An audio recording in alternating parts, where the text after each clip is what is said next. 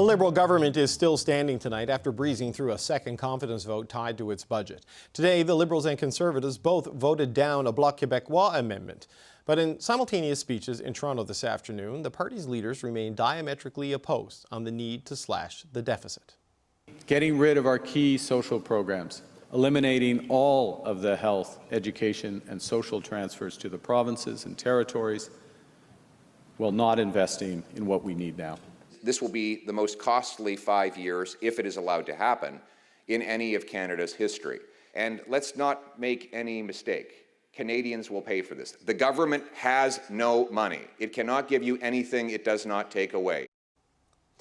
The economy got some unexpected good news today as new data says Canada added 67,000 jobs last month. And if we look at the latest data for just manufacturing jobs, Canada comes out well ahead of the U.S. as year over year, Canada has gained 3,500 jobs in the sector, while the U.S. has lost 78,000. So, could Canada's finances get less of an economic squeeze than expected, or is the Liberal budget still underestimating the pain ahead?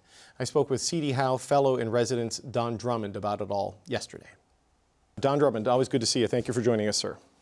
Oh, you're welcome. For a difficult economic time, there is a somewhat optimistic outlook for growth in this budget. I mean, how realistic do you think this budget outlook for the country's economic growth is? I don't think it's realistic at all. Remember the old song, "Don't worry, be happy"? That's basically what the economic chapter says. Here we got 41 million Canadians thinking, like, we're in a big trouble here. We're going to lose our access to the U.S. market. What's going to replace that in the near term? All of a sudden, we're going to export to Europe as higher productivity than we are. All of a sudden, we're going to export so much to China and India, which have made our lives miserable over the last couple of years. We don't have businesses investing already. Now they face the prospect they don't have a trade-free access to the U.S. All of a sudden, they're going to start to invest. I don't buy it. I don't think Canadians will buy it. I think the better course to say we're in a really tough position here, and it's going to take a lot of hard work, and it's going to take time. But instead, we get this economic outlook. In the blink of an eye, the unemployment rate's back to 6%. If that's going to happen, I'd be so happy you won't believe it. And I think I've sure wasted all my time worrying, but I think I haven't wasted the time worrying. Well, on that, I mean, the language in the budget does warn of a rupture and difficult time, and like the prose part of the budget. But when you look at the math part of the budget, this year and next year, they show a rough economic and employment picture. But year 3, 4, and 5, it gets back to a pretty normal, stable one. Is that where your quarrel is? It's not so much the immediate term, it's the medium term. Basically, and we've seen this in other forecasts as well of late, that the whole tariff threat is concentrated in a few quarters. We get over that bump, and then life returns to a sea of happiness. And I wonder, well, what does that? Do we continue with CUSMA, or do we get a replacement of CUSMA that offers relatively free trade? That doesn't seem like a good bet sitting here right here today. Do we all of a sudden and massively crack into new markets like Europe, India, Southeast Asia? That does not seem like a good bet either. Even if we succeed there, that's going to take some time. It's not going to shake out in the short time we've got. And it's a little bit like the Prime Minister's speech he gave at the University of Ottawa. He started off with all the right notes as far as I'm concerned.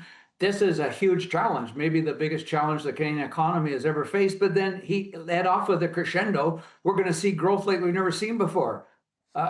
By not even bothering to say those are exactly Trump's words he used constantly, but We're not going to see growth like we've never seen before. Don't tell us that. That's not believable. We're going to have a rough period, and there's going to be sacrifices involved, and we got to be in it together, and we got to try various different things we wouldn't otherwise be open to. Well, there's about $280 billion in planned capital spending over the next 5 years on a cash basis that the government talks about. And on page 58 of the budget, they say these incentives and this planned spending, because they also have tax incentives for businesses, will enable more than $1 trillion in total investments, that this will unlock private capital to the tune of up to a total of $1 trillion.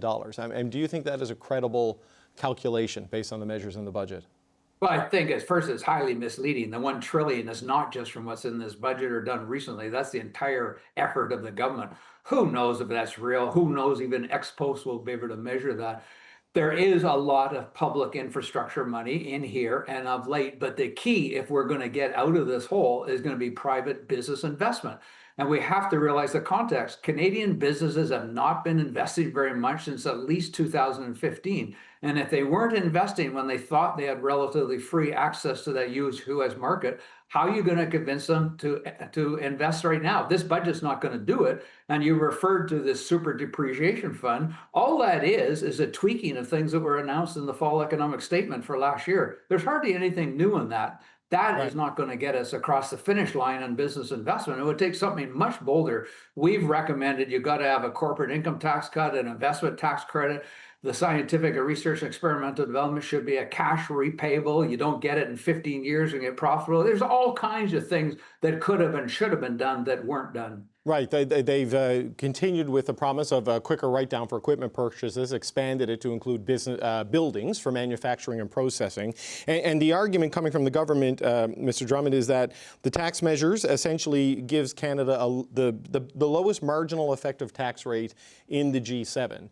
That is something businesses would like to have, but is that enough to divert investment dollars from the U.S., given all of the uncertainty that's still out there? That's the key. You look at two things. You look at our effective tax rate relative to other countries, and that looks fine. But then you look at the outcome. Our record on investment is terrible. And, of the last couple of quarters, we're investing 1/3 the amount of money in machinery and equipment per worker as is happening in the United States. We're weaker than virtually all the other developed countries. That's the mountain that's standing right in front of us, and we got to get over that mountain. And just saying on a piece of paper we have a competitive regime obviously hasn't done it in the recent past, and it's not going to do it in the near future either. We have to do something more extraordinary. You have obviously a lot of criticism for the plan. I wonder, help me square that with what I've read from David Dodge, former governor of the Bank of Canada. He says in a column by my colleague John Ivison, this budget is pushing towards growth. The borrowing here is overall for the right reasons. He says you can quibble with some of the things, but broadly this is a big shift in the focus of the government, and it's a move in the right direction, and probably the first move of what will be multiple moves. Do you agree with that, disagree with that? Because it seems like there's a bit of a gap in the analysis there between you two. No, I don't think so. I mean, completely agreement that there is an emphasis on growth, and there are some things that will be helpful. My point is they just don't go far enough. Right. I was not contemplating, and sitting here right now listening to it, I'm still not contemplating why there would be a series. I thought this was going to be it. Now, this was not the course of action I would have recommended if I'd still in government. I would have put out to the public discourse a plan before implementing it, and maybe then you could wrap it all up into one measure. But I don't really like this scenario where, well, we're going to do this. This is generational. This is transformational. But in a couple more months or maybe a year, we're going to have another one and do another whack at it. Why not here? These ideas have been floating around for some time. I would have preferred that they put their own ideas out to the public for contemplation earlier, but I thought this was kind of it, rather than we're going to see a sequence. Are people maybe judging this budget against the rhetorical flourishes of the politicians versus, say, the merit of the measures themselves, or is it on its face this just falls short? Do you know what I mean? Undersell and over-deliver. That's, I think, where you want to be. That was most decidedly the Martin strategy in the 1990s. Yeah. In fact, the forecast in the budget of 1995 was the most inaccurate forecast in the history of budget making, but it had its errors all on the right side. Everything turned out to be better. And of course, no one said, tisk, tisk, tisk, you were inaccurate. Everybody said, that's great. There's a huge amount of overselling in this budget, the whole generational transformational stuff, when it's not this huge discussion we're really restraining expenditure. No, you're not. You took small amounts out of it, a partial expenditure review. You didn't even open the book to tax expenditures, transfers to individuals, transfers to the provinces. You haven't done all that much. It is fine, it's kind of a normal, steady as it goes sort of budget. Yes, it nudges it towards growth, but it's not a transformational budget. So you shouldn't call it that. Right. And you shouldn't, because that sets up the expectations. And then people go, what are we missing here? Did they actually convince themselves they had something transformational, or are they trying to trick us into thinking it's transformational?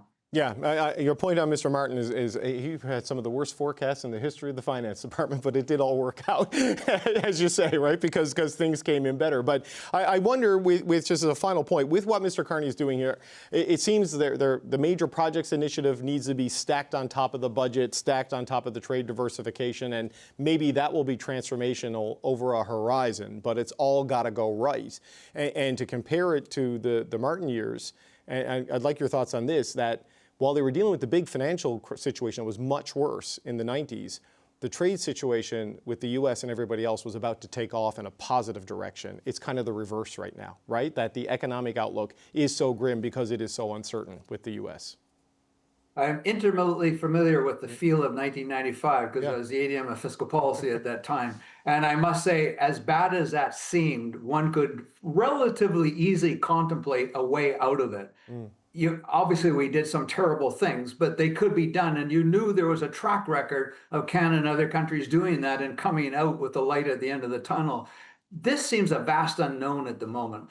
This has rocked the very entity of the Canadian economy, which is latching our wagon onto the U.S. locomotive. That's not going to work. It's not so easy to latch our wagon onto somebody else's in the near term. To me, this feels much greater degree of the unknown, and frankly, a lot scarier.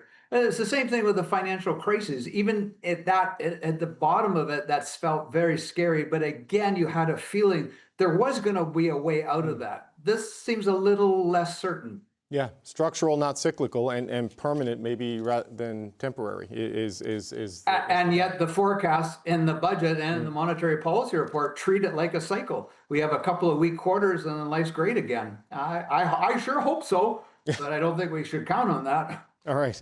We'll leave it on at least a note of hope. Don Drummond, always appreciate the time. Thank you, sir. Okay, bye.